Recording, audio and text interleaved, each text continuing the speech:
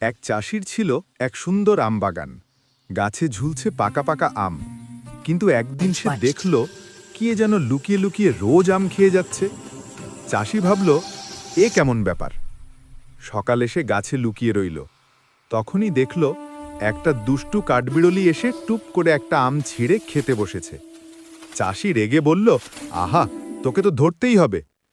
পরদিন সে একটা টোকা ফাঁদ বানালো। পাকা আমের নিচে একটা ঝুড়ি আর দড়ি বেঁধে রাখল। কাঠবিড়ালি এলো, আম ধরতেই ঝপ, ঝুড়ি পড়ে গেল। চাষি বলল, হা হা, আজ তোকে ধরেছি। কিন্তু কাঠবিড়ালিটা চোখ মিটমিট করে বলল, চাষিদা, আমি শুধু একটা আমই খাই, বাকিগুলো তো তোমারই। চাষির মন নরম হয়ে গেল। সে বলল, ঠিক আছে, প্রতিদিন একটা আম করে খেতে পারিস।